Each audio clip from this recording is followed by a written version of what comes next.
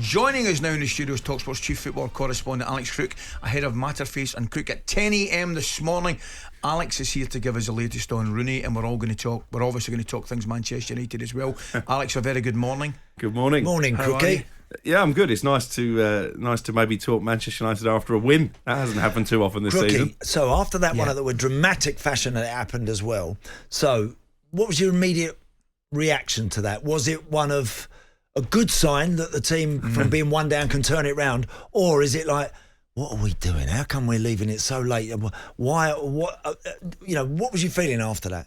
Relief, probably, and I'd imagine that Erik Ten Hag's emotion was the same, because can you imagine, it's always worse, isn't it? You've been there as a manager or a player.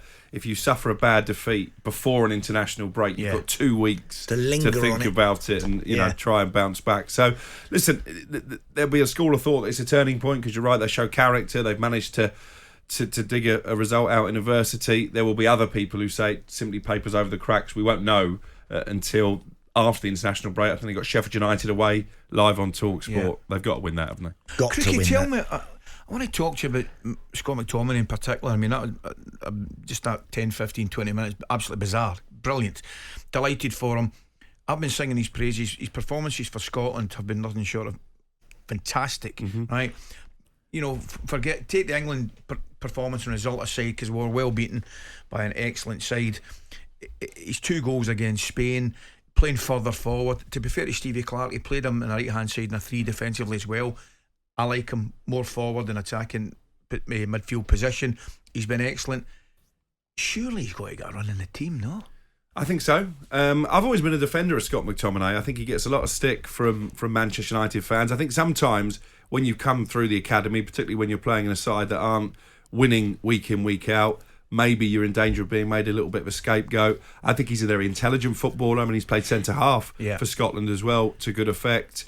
I think he's all action. He covers every blade of grass. And I think he's probably been tarred with a brush of that McFred partnership when he was playing alongside Fred that just didn't work. But he's got heart, he's got desire. I enjoyed his post-match interview. He seemed to understand what Manchester United as a football club is all about. And I think there are a few bigger name players that maybe could learn from that attitude. I mean, Casemiro's been dreadful this season. He was obviously taken off at half-time. You'd expect him to be dropped for the next game. I've spoken on the Sunday session about Marcus Rashford and his poor form. I'm not sure that he justifies a place in the starting lineup. And that's not an ability issue when it comes to Marcus Rashford and Casemiro. For me, it's an attitude issue. And maybe what Scott McTominay lacks in ability, he makes up for an attitude. I compare him a little bit to Darren Fletcher. The difference being is that Darren Fletcher played in a world-class Manchester United team.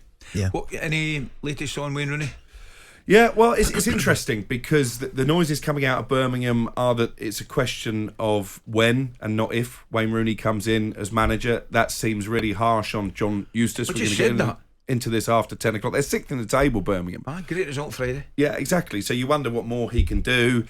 Are they going to hire Wayne Rooney because of his coaching pedigree, or are they looking for this superstar name? You've got Tom Brady involved in the club now. Maybe John Eustace isn't glamorous enough for him. So I think it's a really interesting debate. We did reach out to people close to Wayne Rooney at the weekend, and they didn't deny it, but they said maybe it's not as advanced as people are suggesting. But certainly the noises coming out of Birmingham are that it will be Wayne Rooney. Talk of John O'Shea and Ashley Cole going in with him. But Birmingham fans have been here before when they hired Gianfranco Zola based on his name and reputation, and that was a disaster. So I think Birmingham supporters would be disappointed if and when this happens. Okay.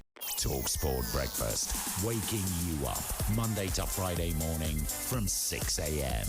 on AM, on DAB, via the talkSPORT app and on your smart speaker.